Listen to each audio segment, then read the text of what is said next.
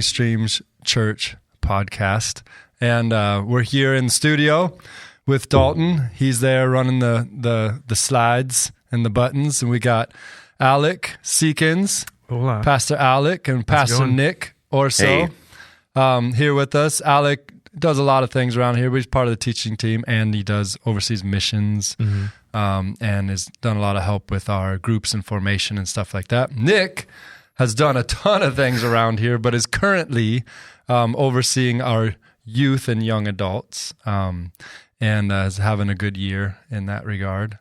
Summertime's busy for you, yeah? Yeah, it's busy, but it's fun. It's like getting paid to play. It's you still have great. your Disneyland Camp at the Beach trip coming up, which is so awesome. Ooh. Yeah, I am selfishly so ready for that trip because I haven't been in like 15 plus years. To Disneyland? It's been that long. So you haven't been on the new Star Wars ride? No, I watched it on Dalton. YouTube. You're not a Star Wars fan. No, listen, because what I'm about to tell you will confirm my fandom. I watched when it first opened. Yeah. I watched like a walkthrough on YouTube, like somebody with their phone. Yep. Like not special at all. And I was crying at the laptop. I was crying. I literally was tearing up because it looked so magical Dalton and amazing. is a major Star Wars sci-fi fan, but Star Wars particularly. Yeah. And then obviously a little Dune based on our graphic for Exile.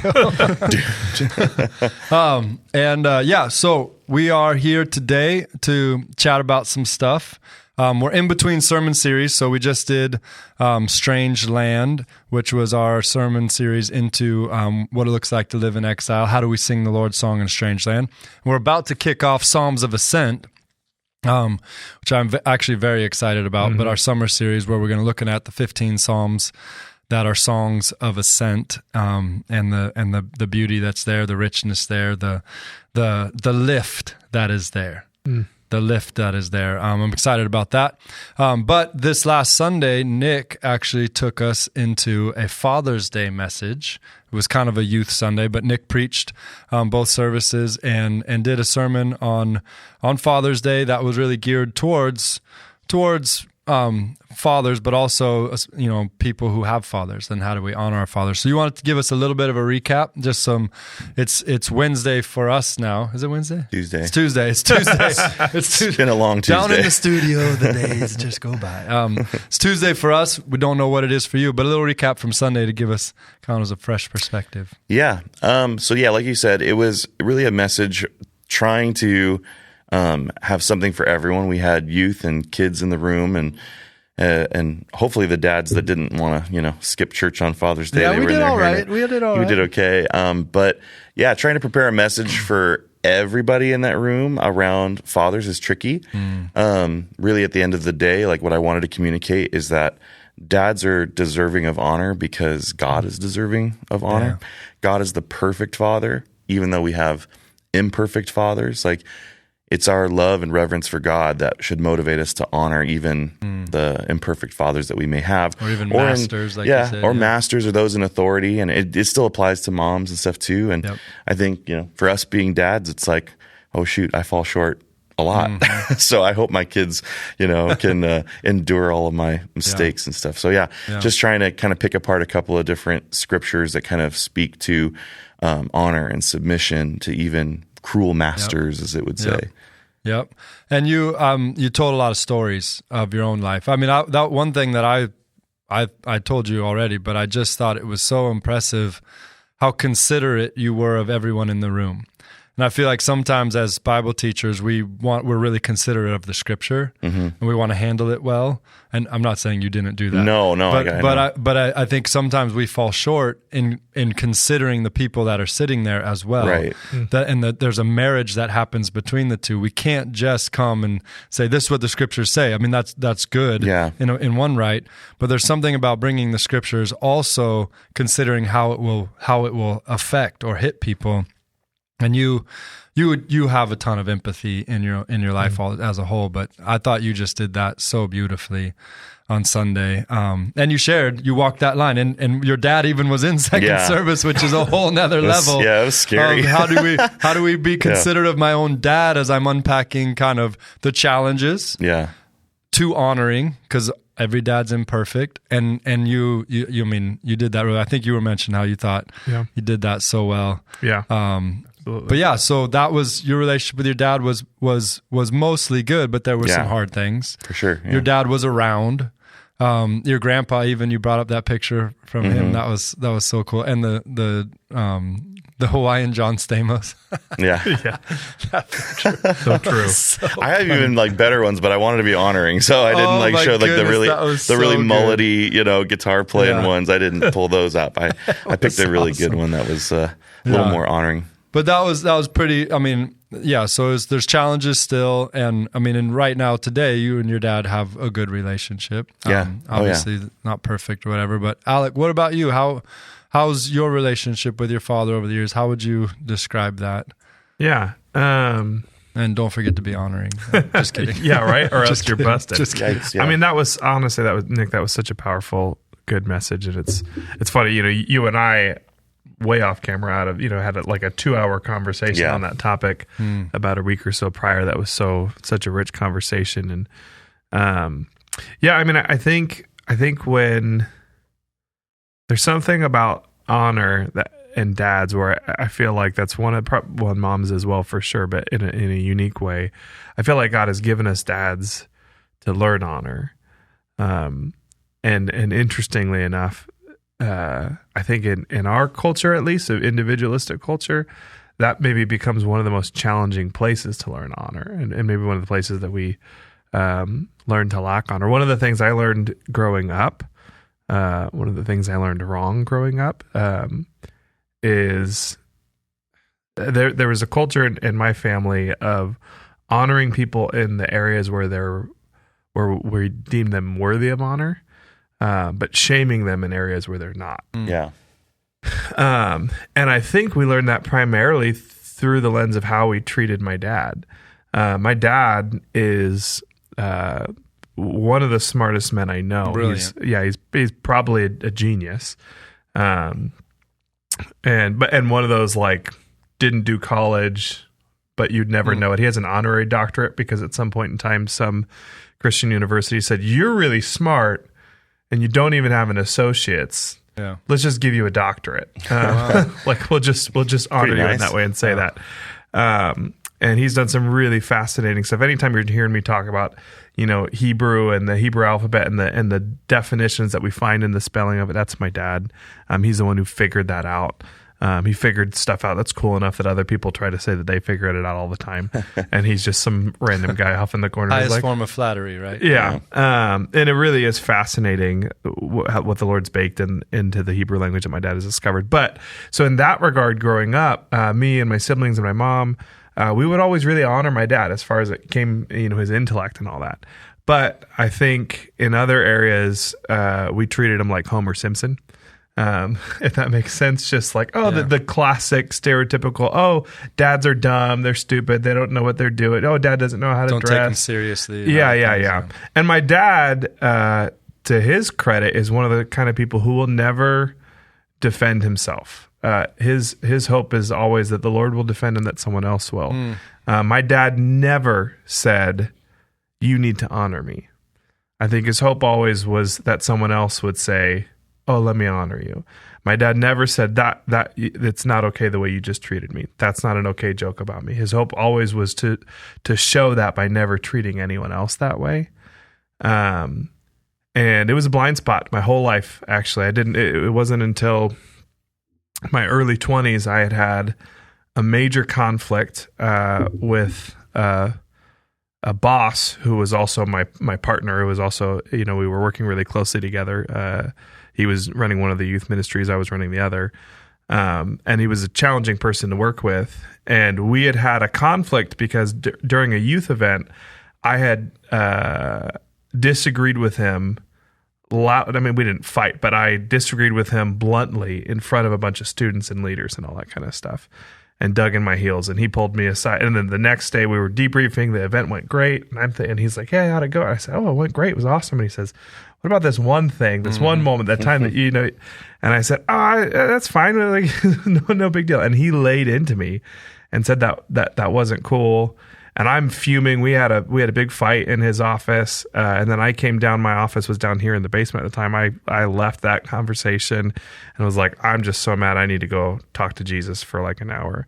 And I started talking to the Lord, and the Lord just showed me that it was almost like in the movies when people say before they die, their life flashes before their eyes. It was like my life, a life of dishonoring, especially the male authorities in my life, flashed before my eyes. Wow. And I realized how many men, from bosses to people like you, other pastors, other authorities who are men, how I dishonored every single one of them. Like you had crafted that skill. Yeah. Even though I felt like, and to be honest, if I went back some elements of the nature of the relationship with that particular individual, like, and I think what was happening was I saw the areas of his weakness and I dishonored him in those regards. Yeah. And those happened to be some areas where he had authority over me. Yeah. And I didn't understand that he should be honored all the time and in every facet, even in the areas where he's not so strong. Nick, what was the quote you used on there that was kind of along those lines, right? It's like something to the effect of, like cultivating a, honor or, a culture of honor is celebrating who someone is without stumbling over who they are not. Mm-hmm. Yeah. And I like that because I think, because obviously we're bad at, like, the people above us or in authority of us are bad at some things. Yeah. And so I don't think it's that we have to say, "Oh, you're good at those things." Mm-hmm. Pretend but that they're I like the way perfect, that said it was like, just don't stumble over things. Just don't focus on those, or don't make bigger deals of those than bigger deals of the things that can be celebrated. And so there's something to that, because there's beauty in everyone. I mean, it's so hard to see sometimes. Yeah. But there's the image of God, first of all. You can go all the way back there. And then there's skill sets, and then we do have scriptures that basically say, submit to those in authority. Yeah. I mean, and it doesn't give you a lot of leeway after that, right? In the scriptures, it's God's doing something. And even if it's King Nebuchadnezzar, even if it's, like Caesar, or if it's, Nero or something like that, we're supposed to submit to these authority figures because God's up to something. Yeah.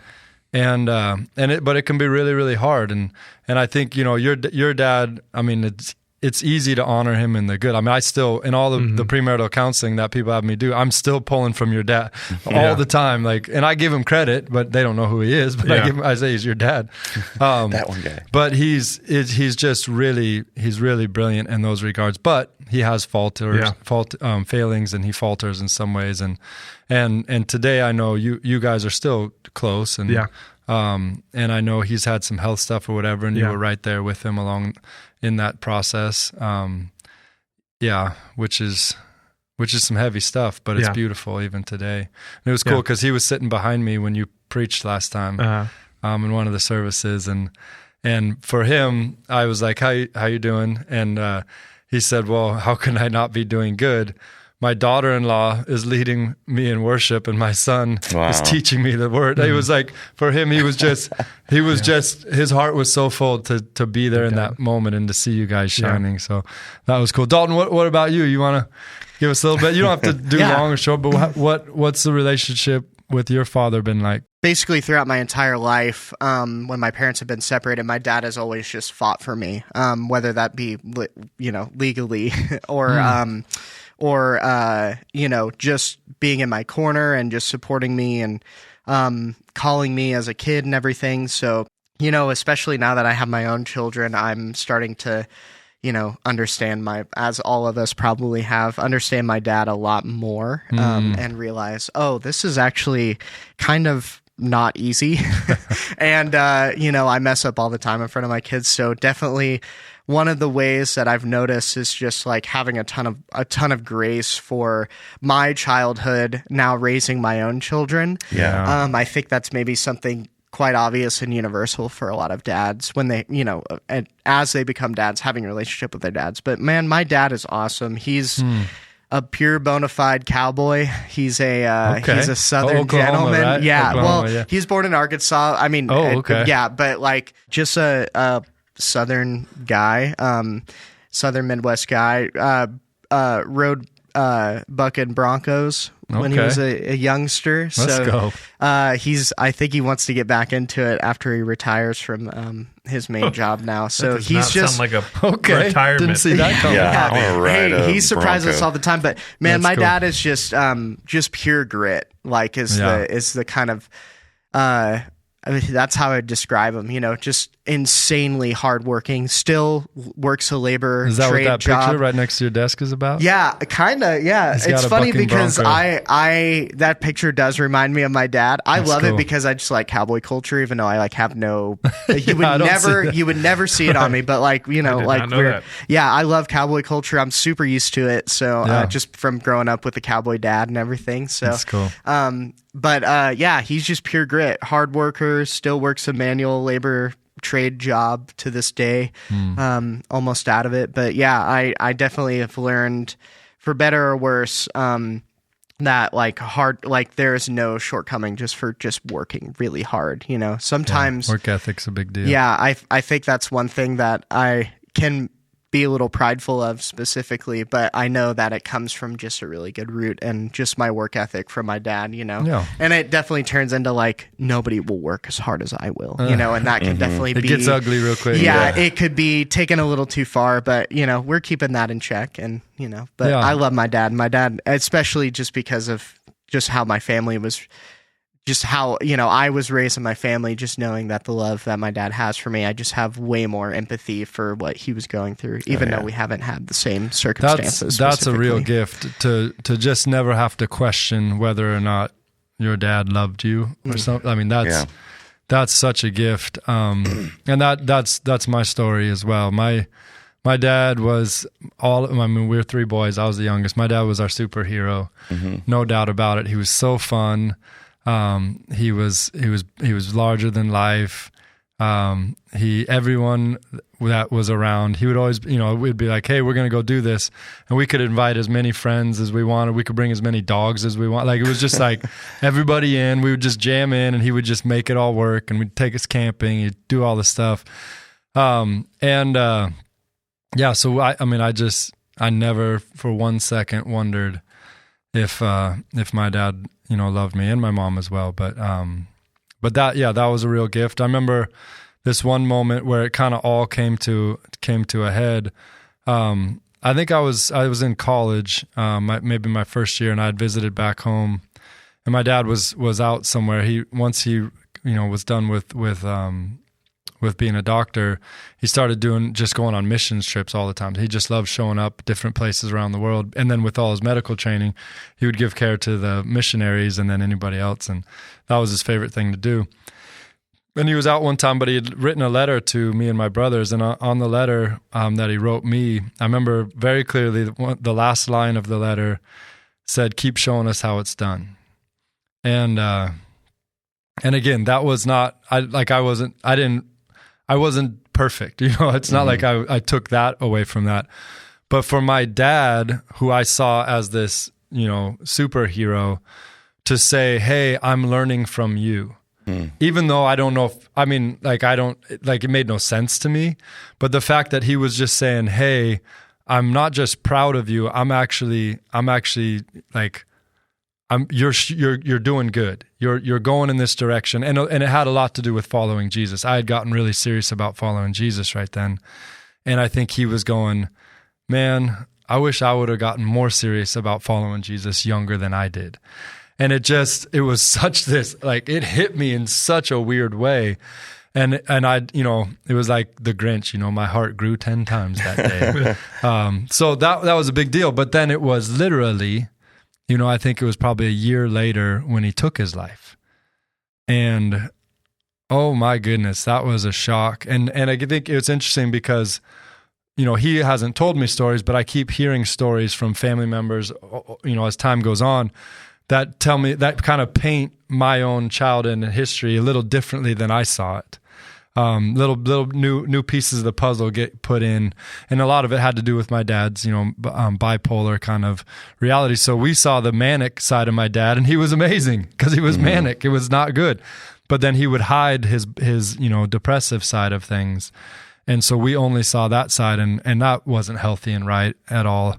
And my dad wasn't able to get honest, and he wasn't able to really kind of like get the help that he needed or receive the help that he needed, because he wanted to be the hero. He wanted to be the savior. Yeah. So it's very interesting, you know, and then now being a dad, like I want my girls to just think this guy's amazing. But the truth is, like I'm so weak and I'm so frail, and I feel it all the time. And the times where I let myself be disappointing to them, it's amazing. They're usually not that disappointed. Yeah. You know what I'm saying? It's weird how that works. Yeah. Like it doesn't take much to receive grace from your children. Yep. A little more from your wife sometimes, but yeah. The kids, man, they're rooting for you. Yep. Like that's the craziest thing. And you're like, why would I not like lean into the fact that my kids' love for me and their mercy for me is so strong? These are the very people that I can probably trust, you know, with the big things inside. Yeah. And that's what I'll be like, hey, I'm not doing well right now. Like I don't know if I can help with that. Or, you know, sometimes it's funny, even financially, where I just hate to say, hey, we don't have the money for that right now. It kills me, because that feels like I'm failing. Yeah. Like I should have been doing more so that you could have this good thing. And I'm not even talking about frivolous stuff. I'm talking about, you know, like a school field trip or something that, you know, it costs a little more. It's like, or summer camps these days. Holy moly. Yeah. But it's like, it's such, I feel like such letdown. But when I'm just honest with them that, hey, I'm falling short, or we're falling short right now, their response is, well, let me add love, or let me add care, or that's okay. And then it's so amazing how and maybe it's girls. I don't know. Maybe we weren't like that because we were all boys. But it's amazing how much they have to offer in those moments. But I do have to surrender. I have to basically say, I'll tap out, you know. And I hate doing that, but it usually is pretty productive in our lives. So how was your Father's Day? We do this is Dad's Root Beer, in case you were wondering what this is all about. We did Dad's Root Beer on Father's Day, and we are not sponsored by Dad's Root Beer. But if any Dad's Root Beer people out there watching, you know, you want to sponsor a podcast, that is not another beverage. It looks like a different kind of beverage. It comes in a very masculine bottle. It has the word beer in it. It's delicious, but it has Can you show the label, Nick? Has the keyword root in it. Root beer. Yeah. Dad's Root Beer. Yeah. So we gave these out on Father's Day. We had a message on Father's Day. I'll go first. How was my Father's Day? That's the question I'm asking. There you go. Because how was your Father's Day? Yes. Yeah, how was your Father's Day? Well, because I wanted to tell this story about while I'm sitting there. So you're preaching, so I'm not. And I'm in second service. Thank you very much. And I'm sitting with my wife and my daughters. I have 3 daughters. We're all sitting in the back pew all together, which has happened literally 7 times maybe in my wife and I's 20 years of marriage. I don't know if that's true, but it's rare. And we're sitting there, and you're telling all these stories about Dad and how much you love your dad, and there's moments where you can tell you're getting a little choked up because some of these hard things, or because the love is strong. And my girls are just getting closer and closer to me all the time. And then at one point, it was like my oldest was she just grabbed onto the end of my finger because I had my arm like this. So she was just holding me and didn't let go for the rest of the message. Wow. My other daughter just leaned against me, you know, and I was just like, it was like Father's Day miracle for me. I was just loving it, because the way you were talking was stirring up, you know, our hearts and kind of wanting to honor and love. And they just kept getting closer and closer. So I didn't even need the rest of the day. We did watch Lord of the Rings. I made them watch Lord of the Rings. It's the only way I can get them to watch Lord of the Rings. So we watched the first one, and they actually enjoyed it, but they never wanted to do it. But so how was your Father's Days? That's funny. You're making me realize I missed out on my yearly Battlestar Galactica episode with my wife. Yearly. I get like one episode. I get like my birthday. Annually. My birthday. You're there. Not even. No? Not even I would watch that. Oh, no, it's an embarrassment to Star Wars? Yeah, for sure. It's hard because Star Wars is kind of an embarrassment to Star Wars right now. Yeah, Miss and I can get 2 this year nowadays that I got Father's Day. It was a really good Father's Day. Yeah, we had a little, even leading up, we had a little getaway last week with the Lays. Yeah, he's 1.5 years almost. Yep. Yeah, so pretty fun, and he's a sweet, kind little kid who loves snuggling, which is great. I feel like we ironed that into him because he wasn't the snuggliest baby. Okay, but I think what happened was he's a lovey kid, And once he started figuring out, Sweet, this is how I get to communicate love. Now he's all okay. about the kisses and the snuggles because he just loves telling you that he loves you all the time, which is really fun. But yeah, it was really good. We had church was nice. Nick's message really was powerful, and even actually was equipping in a preemptively convicting way. We had a conversation on the phone with my dad where he was making a decision that was a him decision that was not the decision we were hoping he would make about something, and it was like, no, okay, this is my dad. I honor him. He can make that decision. It's not a wrong decision. It was a decision that was hard for him to, nothing crazy, but it was like, okay, we'll just leave that honor there. And, and then we went to lunch and, got Blaze pizza of all the things that was the thing I wanted. I thought about it for a few hours. I was like, that's what I want. Is Blaze the one over here closed? It's not worth driving far away. It's good pizza. So we got some Blaze pizza. You make your own, or you pick one of the ones they have? Oh, I make my own. You man. gotta make Sir. it. Yeah, There's no limit. make it. Yeah. There's no limit. Yes, They took away the one by my house, and I'm still like pretty upset. Oh, so bummed. Yeah. But mine is like deserves the term pizza pie by the time I'm done with it at Blaze. But did that, went home, Chicago. got a nap, and then we went over to my father-in-law's house, swam, had some tacos, had a good time connecting with a bunch of other dads. Yeah, it was really good. What about you, Nick? I definitely I preached and slept. I preached. Oh, I got a great nap. Oh yeah, got a great nap. My wife did the coolest thing. She likes to hit this little Amazon auction site where stuff's like dirt cheap, and she bought this really nice like personal air conditioning unit for like $10. Wow. And she knows that I get really grouchy when I'm like hot. Like, I mean, I think Dalton and I have talked about this before. Like, so basically, June, July, don't talk to me until I cool down. Like, don't talk I'm to literally me until October. Yeah. And so, so like she put this little cooler in the living room, like right in the nice spot of the couch. So I can just kind of really watch TV and just kind of fall asleep. And so I had this like ice cold nap that was like fantastic after church. Post church naps are just the absolute best. And then I just woke up to the fragrant aroma of like all this like baked chicken and wings she was making me. And so I was just like, that's the way to wake up, man. That's the way to wake up. And so, fall asleep to ice. Yeah. And then just hung chicken. out with some friends and in their pool and ate a bunch of chicken wings. And Love it. It was great. It's like for dads, like I don't need a lot, but I don't want to compromise on being comfortable. And how old are your kids at this point? Oh man. So 8, 9, and 8, 9, and 10 right now. So my daughter's 8. You guys just really went for it for a few years, huh? Yeah. We're still figuring out how it all works and all of that. So, but I think we're done officially now. Oh, yeah. Is that an announcement? Are you No, announcing it's that not. here? I mean, on I the guess podcast? this is the first time it's public. Yeah. Here's a funny thing. I think about a year ago, I saw my wife say, "Hey, I think we should think about it." She's like, "No, I don't think we should think about it." I was like, "Oh, all right." Okay. Well, she's done, so I'm done. She's done, so we're done. Yeah, no, I love my kids' ages right now, especially like having them all three close together when they were young. Yeah. I mean, I didn't know any different, but a lot of people go, "Ooh, that's going to be really hard." And I'd be like, "I got it," Yeah. And like, when people say like, "I don't know how you do it," like, well, you kind of don't have any choice. Like you just hang on for dear life. You're going to get through especially it. at the beginning, 3 that quick. Yeah, but then it's probably going to be fun. Now, and so now it's amazing because I got 3 little buddies. I call them my little gang, and like we just, I take them to the archery shop with me like all the time. We're going to Bass Pro Shop. Even my daughter, she gets drug around. She doesn't love it, but as long as I give her like, a ring pop or something, she's good to hang out. So my kids are just at that stage where they're super fun to be around. Like, when just before I came over here, I introduced them to the Fresh Prince of Bel-Air. They're like obsessed with like 90s culture right now. Like, Dad, tell us about the 90s.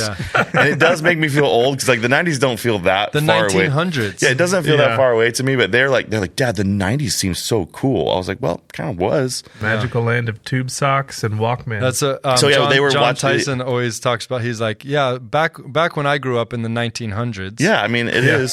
So they were like now. so proud to tell me they just watched like 3 episodes of Fresh Prince of Bel-Air. I was leaving. They're like, Dad, funny. we just they keep calling him William Smith, which is cracking me up.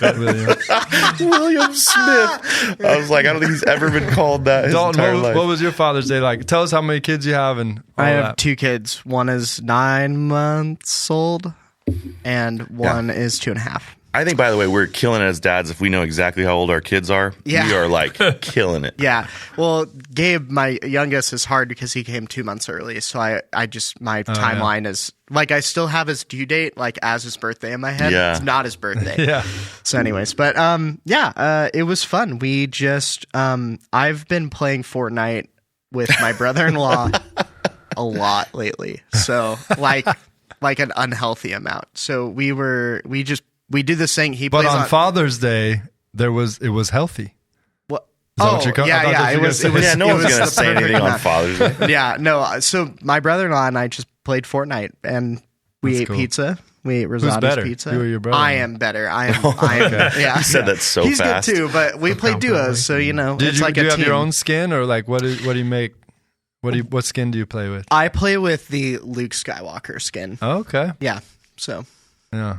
yeah, Very but cool. that's pretty much all I did, and, Yeah. and we had a lot of fun. It was great. That's cool. Well, so on your message though, we always like to ask the question like, what did you chop? Okay. What was something that maybe you were working on, but it didn't quite make it in there? Do you have something there? Yeah. It's hard because, like I said, when you're talking about fathers and honor, like the underlying, messages, okay, here's the truth of God's word, what we're supposed to do. Here's the tension that we live in, which makes it difficult. Yeah. And so, I really enjoy counseling people, helping them work through past hurt and connection with their families, especially fathers. And one of those things that I wished I could have, thrown in a message like that is helping people understand how to honor but still retain maybe healthy boundaries of relationship. Oh gosh. Just because you honor someone doesn't mean that they have full access to every part of your life, that their opinions, because, dads want to help. But I think we all know a lot of times, especially our older dads, when they want to help, sometimes like it's not helpful. It might even be hurtful.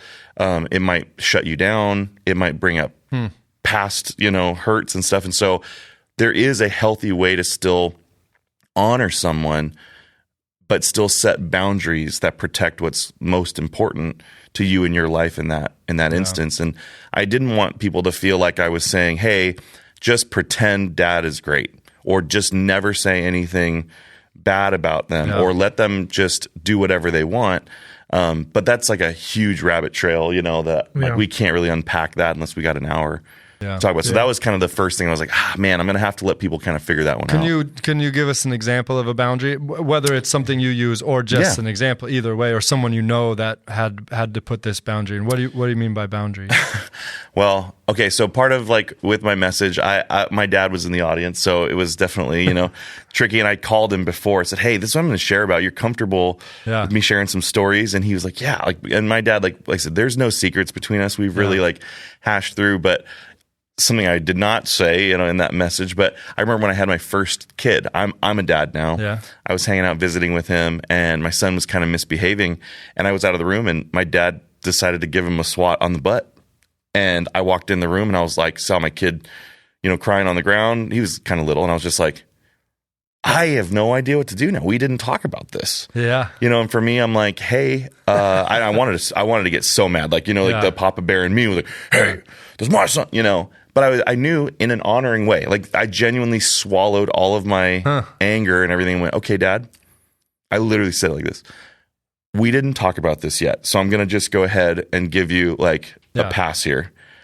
From now on, I would like to be the one that disciplines my son the way that we feel is appropriate to discipline. Yeah. And I saw this weird tension between my dad. And like I shared, he's a pretty strong disciplinarian. Yeah. And so there was this kind of moment where it was like, oh, you think you know better than me. Yeah. And I think he said that at one point. He was like, you think you're a better dad than me. And all of a sudden it's like, oh, we're not talking about my son Grayson right now. We're talking about old beef, Yeah. And I wasn't trying to bring up, honestly, I wasn't bringing it up at all. I think he preemptively was like, you think you're a better dad than me. You think I disciplined poorly, And I'm like, I don't think you disciplined poorly, but I think I can do better. Like I did think that. Yeah. And I didn't want to be dishonoring, but it was in that moment where I had to create a boundary with my dad to say, hey, from now on, like the way my children get disciplined and your grandchildren in your house, it's still my responsibility. And I never want my kids to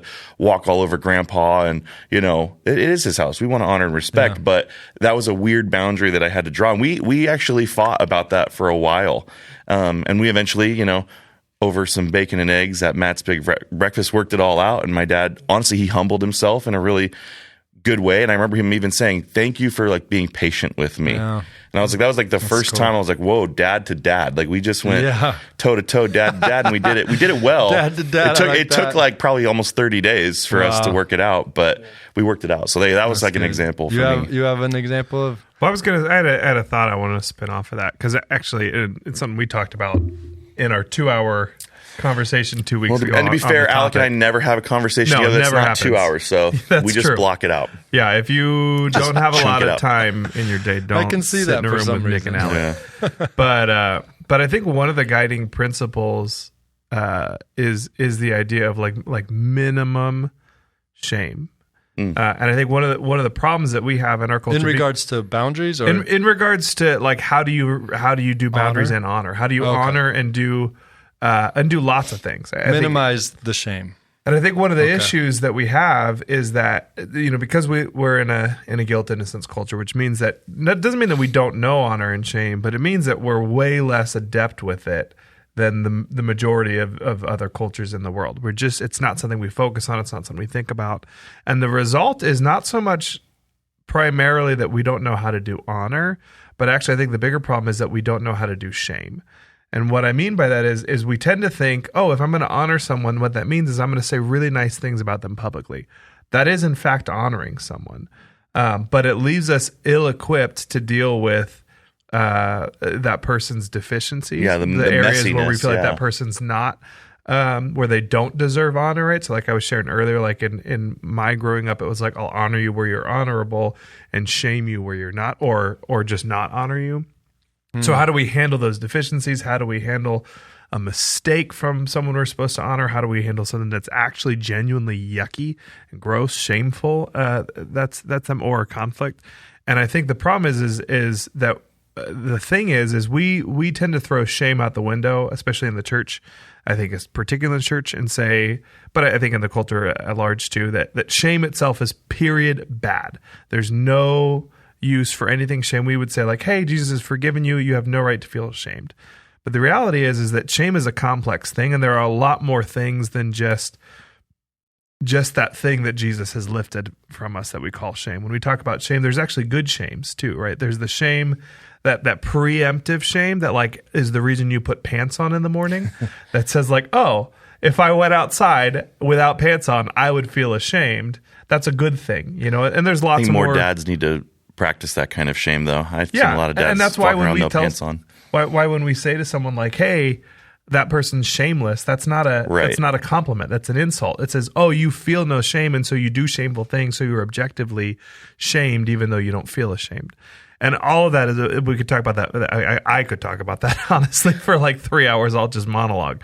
But my point in getting there is that, in saying that, is that what we need to learn to do is to be surgical with shame and to apply the minimum necessary shame in situations that do require something that is going to be shameful. And in our culture, we call that embarrassment, is like a low level of shame.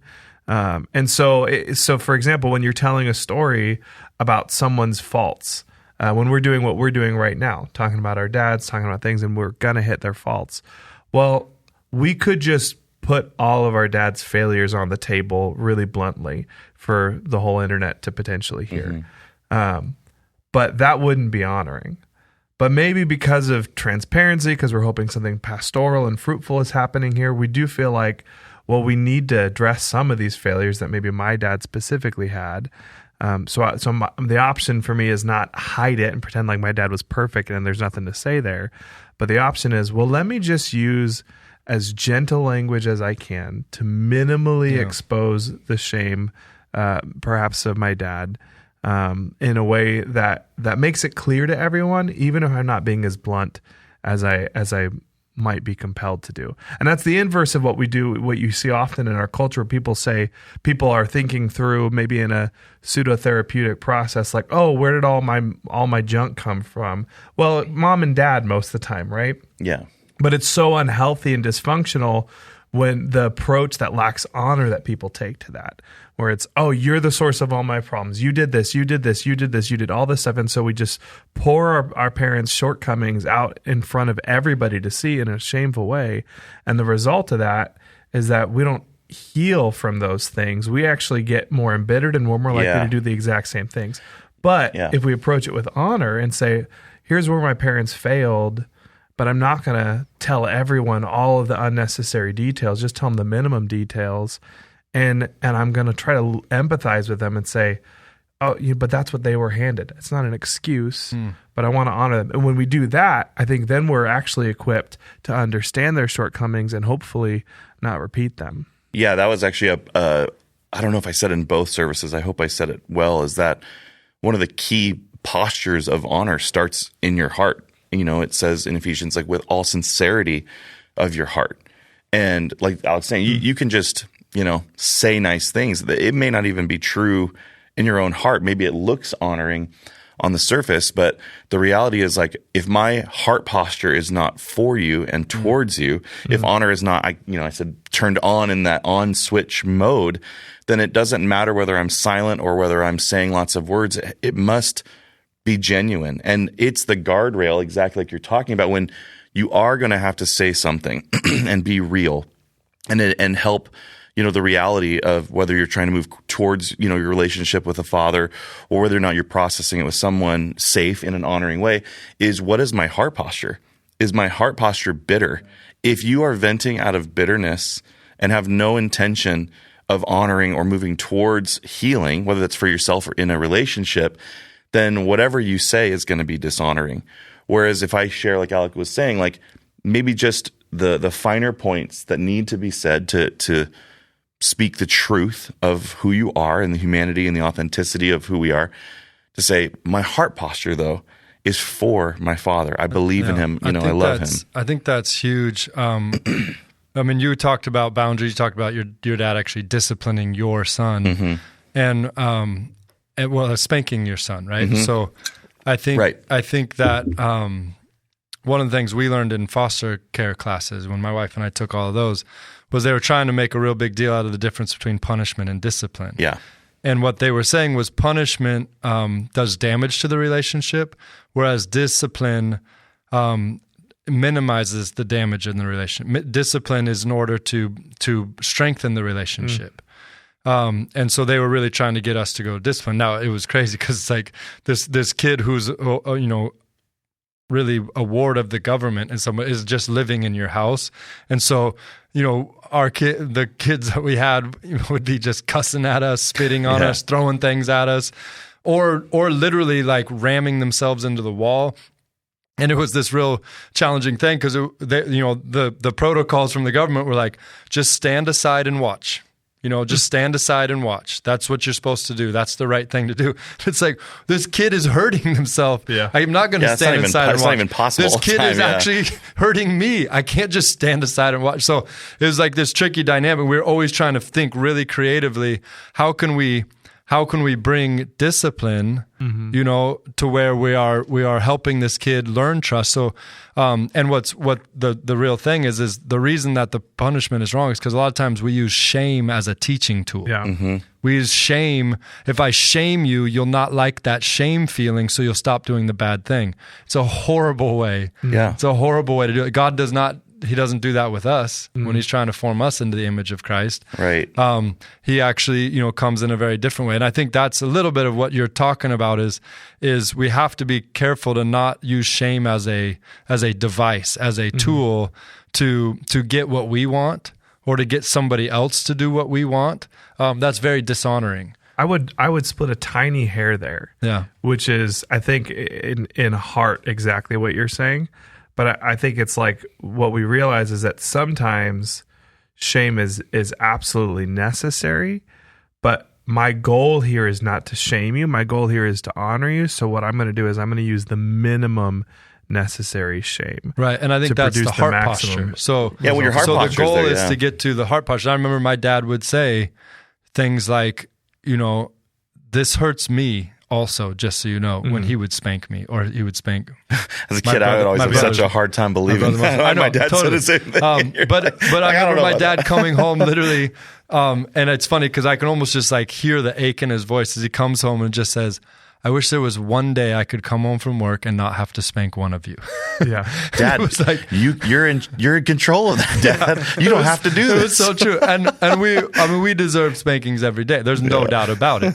And never did I feel like it was always, again, I said the heart posture. What I sensed from my dad was this was not to shame me. This was not to hurt me. This was not breaking relationship. This was actually him, trying to correct, trying to bring help so that we could be in a better relationship. Yeah. And so I don't know how he pulled that off. I think there was all the other things, all of the other times he would play with us and all those things established that relationship. So our relationship wasn't just based on that, but we got spanked all the time. Yeah. Three boys, and man. didn't lose that, and didn't lose that. There's a book that I absolutely love called Misreading Scripture Through Individualist Eyes. It has a book that comes before, but you could read them out of order if you wanted to.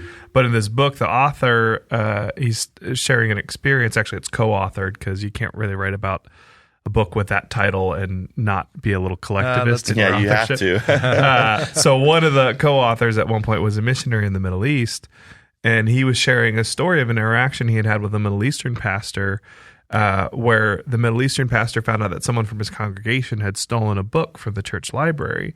And he came to the author and he said, hey, what do you think I should do? And he said, well, I think you should sit down and tell the guy, hey, I know you've got the book. Like, please hand it over. That's not okay. That's sinful of you. And the Middle Eastern pastor looked at him and his jaw dropped and he said, no, like that's horrible. Like, no, I can't do that. Why would you? Like, that's basically intimating. Like, that's the worst advice anybody's ever given me. He says, I can't do that. And so what he did instead was he approached the guy one-on-one with nobody else but just him and the guy who had stolen the book. And he said, hey, did you know that it's become known to me that, somebody from the congregation stole a book from the church?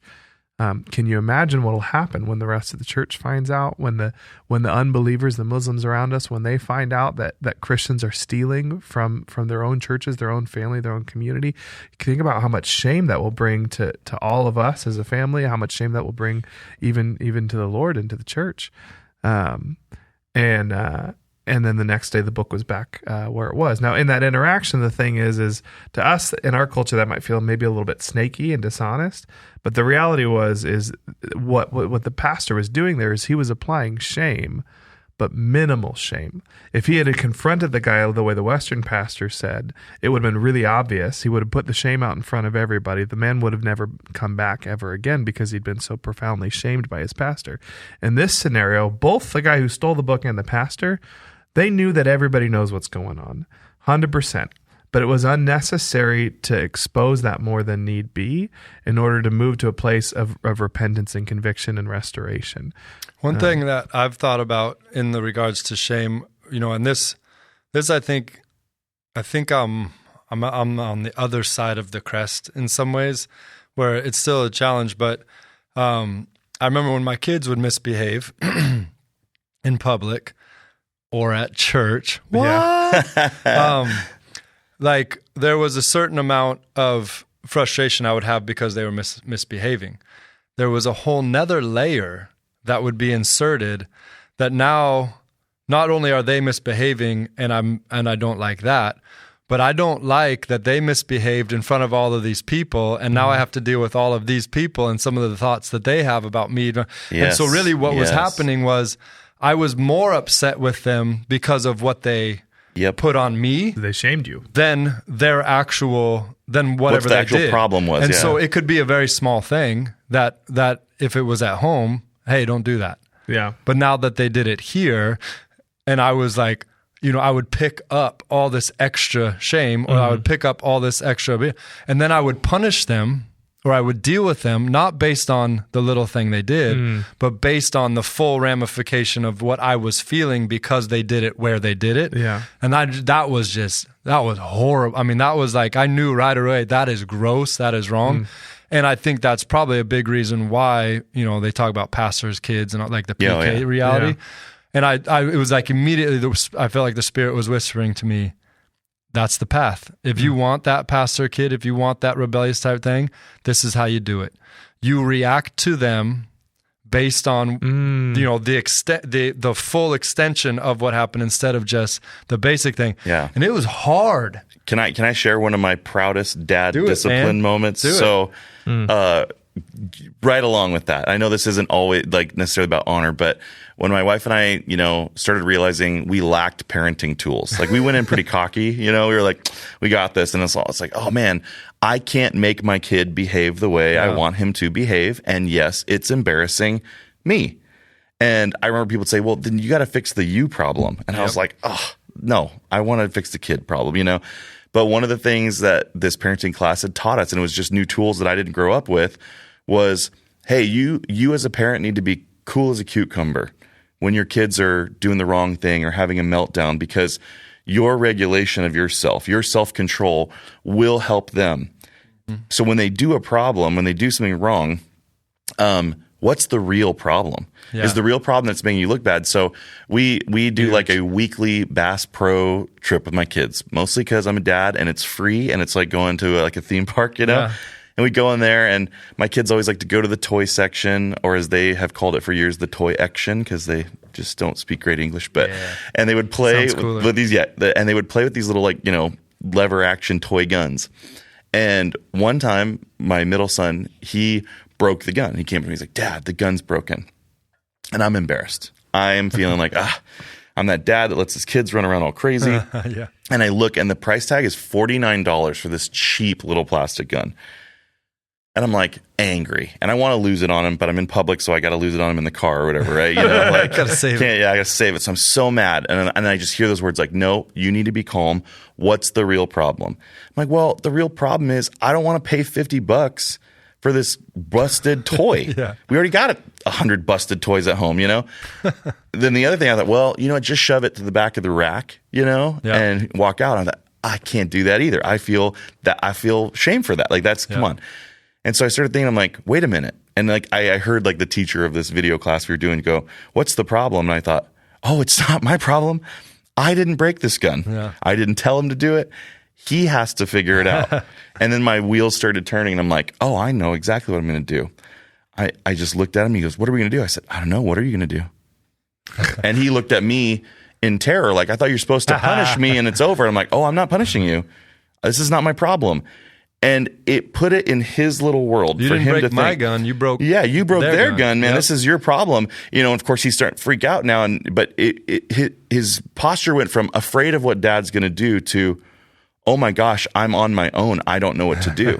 And now I looked at him with a smile. I said, "Do you want some help?" "Yes, please." I said, "Well, what I would do is I would go tell the manager that I broke the gun and see what they say." And I think a new wave of fear just, fell over him, because he's only like 6 or 7 years old. Like, we're talking little. And I said, "You can do it. I'll help you." And I just remember holding his little hand and him just walking as slow as humanly possible, trying to hide behind me, crying, the whole thing. I said, "It's okay, buddy." And we're waiting in the line as she's ringing people up. And we get to the end, and I said, "Hey, he has something to tell you." And of course, he didn't want to say, so I had to kind of push him forward. And he's crying so hard. "I broke the gun," the whole thing. And she just she had her little light on the register, and she just turned it off. And she came around and she said, "Okay, oh, wow. You broke the gun." She told the whole line, the whole story to wait. She came around and she goes, "You broke the gun. Okay, well, do you have any money?" No. And I'm just standing there kind of grinning, this is the most painful, beautiful moment ever. And that girl deserves a raise. Oh, she was awesome. She had to have been a super mom. She was great. But she goes, "Well, if you want, you could come sweep up in the back warehouse and you could work it off. Do you want to do that?" He's like, "No." She goes, "Well, do you promise never to do it again?" He's like, "Yes." And she goes, "Okay, well, I'll forgive you this one time." Wow. And so, we walked out of there. She gave him some stickers and stuff too. And we walked out of there, and we still go to Bass Pro. And every once in a while he'll go, "Dad, I'm being careful. I'm being really careful." I'm like, "Way to go, buddy." And it was that moment where I didn't feel I felt like a winner finally as a dad. So many times when we are called to discipline our children, golly, we just fail in a lot of the ways that our dads failed too. We just kind of repeat that cycle. And so to be able to break that cycle, and for me to empower my kid to take responsibility for something, for him to see me as his ally, even if it means I'm putting a little. I mean, shame is, like you said, it's a tricky word, but I was making him feel the weight of shame, which is I regret doing this. I don't have the money to pay for it. I made a bad decision, but as a parent, I was doing it surgically, I guess, even though I was stumbling my way through, to help him understand, like, I am your dad and I am here with you to help you make a tough decision. So I drove home feeling like, man, that never would have ended like that any other time, well, it's huge. I mean, and I think a couple of things there is you were with him. Yeah, you carried the shame for him. I think, I mean, it's true. It's like you were there with him in the shame, and he knew that, and there was a comfort there, And then the second thing is, how beautiful is it that this lady gave him a taste of what grace is? Yeah. Unearned, unmerited, undeserved favor, right? He didn't deserve it, but she offered it to him. And so he understood shame and grace. Shame and grace. Grace can cover the shame. I mean, it's like, obviously we're Christian and podcast, but as you were telling, I just thought, what a beautiful thing that he got to learn. And obviously he doesn't maybe know the words of, but he knows what it feels like when shame is met with grace, and how much more powerful grace is. And grace can completely take away shame. Yeah. And how important it is to have a father who loves you and cares, but won't basically take everything from you. Like you have to, but he'll be with you. And I just thought, I mean, that's like I was thinking Psalm 23, right? Like, even though I go through the valley of the shadow of death, you are with me. Yeah. Your rod and staff, it's like your shadow is here just as much as all these other shadows. Well, and even that, your rod and your staff comfort me. Like, that is a representation of the discipline, keeping your fishing rod. Your fishing rod. No, but that shepherd's rod though, does move the sheep. It is a sign. I mean, sometimes they would whack sheep with them too. I mean, not like to really wound them, but that because it's like, hey, this is the correction is good. And man, the grace for me as a dad, like I shared that in my sermon that, my dad said, Nick, you're only as good as you are.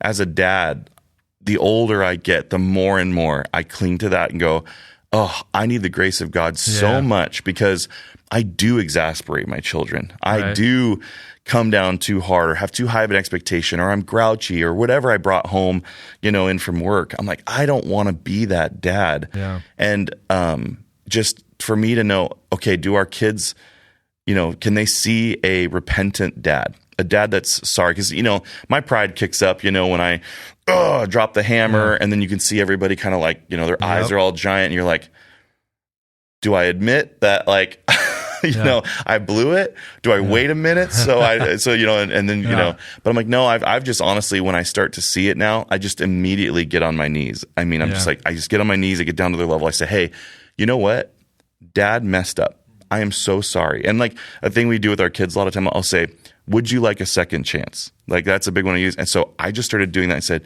can Daddy have a second chance? Yeah. I've started saying that. It was so embarrassing in the beginning, cool.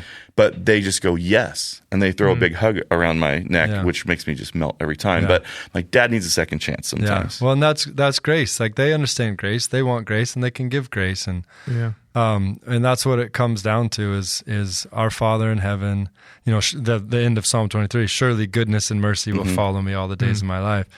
And that's the grace of God that covers our shame, that erases our shame, the presence of God that is with us even in the shame, that he came and took on shame. Yeah. He didn't say, oh, you're shameful people, but he came and said, here, I'm going to allow your shame to kind of roll on my shoulders. Right. I'm going to be with you in this. But I'm not going to leave you here. I'm going to deal with it so that you can experience grace. And that's what a dad does. I mean, that's what, as dads, that's why I think there is this, this challenge to masculinity these days, is because so often people haven't done that. Mm-hmm. But we're supposed to use all of our strength, not to add shame or create more shame, but to basically be with people and to walk them through to grace and experience grace and experience grace and experience grace. And so if you're a dad out there, you are so important. You can be a good dad, no matter if you've been a bad dad all before this or not. Like this, you can do it. And so often, I think that's just a good practice. Just start getting on your knees in front of your kids, and whether that's, whether it's figurative or literal. I mean, I think that's probably a good thing, that we just need to remember to humble ourselves and to give grace and to give grace and to give honor and to give honor and to give grace and to give grace.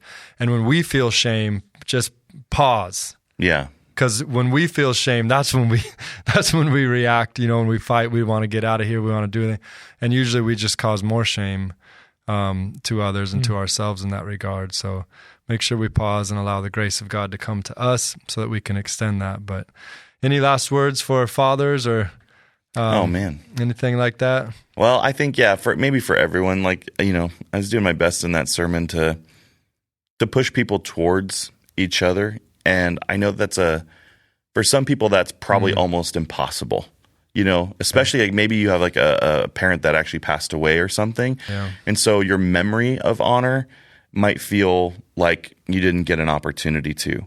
But there's always that opportunity, like I said, in your heart posture, especially before God the Father, to say, Lord, I'm going to honor their legacy, whatever level that was intact, I've seen family members in our family that they went out of this world without, having fixed a lot of the relationship.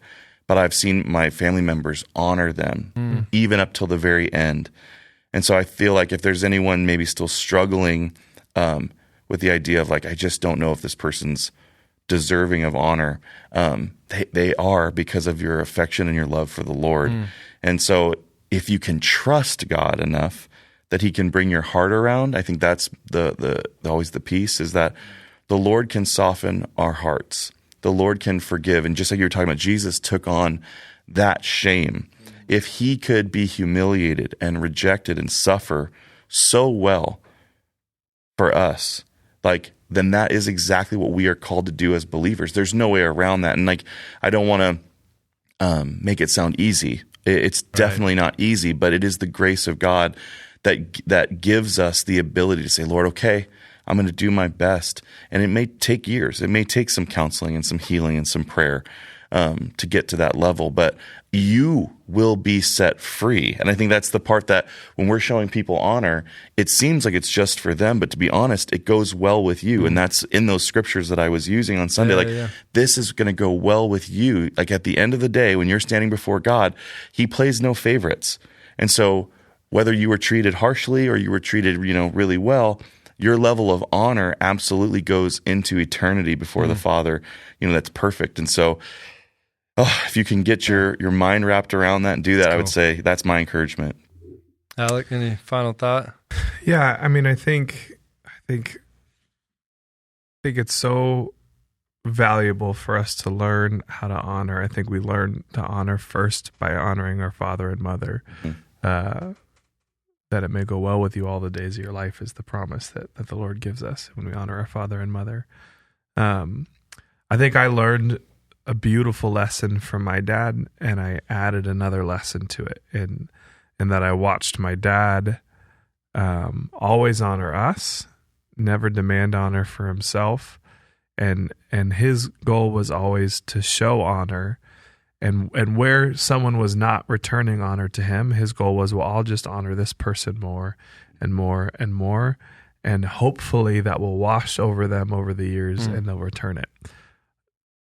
I think that's beautiful. And I'm so glad I've been handed that. What I've learned and chosen to try to do is to add a little bit to that, of try to figure out, well, what is the careful, humble, and honoring way that I can say, occasionally call it out. I actually wish my dad, he did a lot more than his dad. I wish he had the lesson and had been able to say, hey, please don't speak about me like that.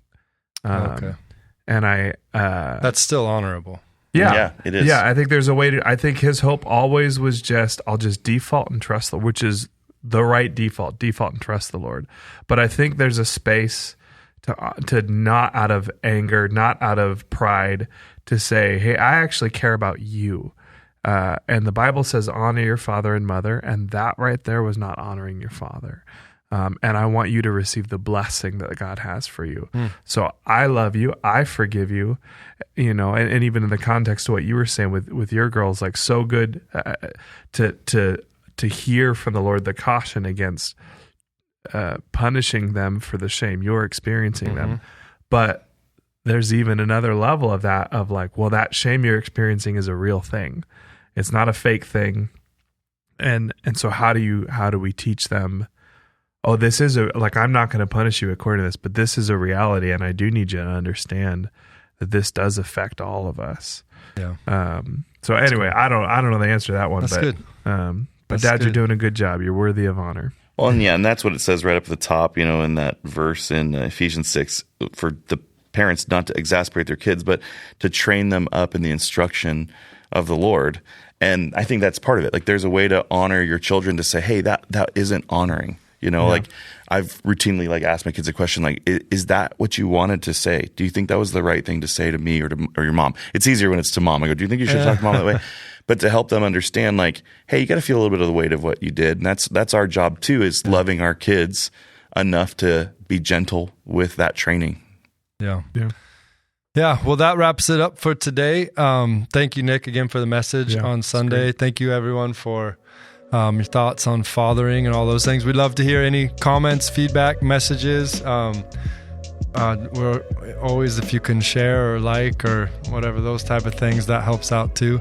But yeah, we're going to be kicking off our Psalms of Ascent series, which I'm really excited about. So the podcast will be along those lines coming up. But God bless you. God bless you, fathers, and everyone else as well. See you next time.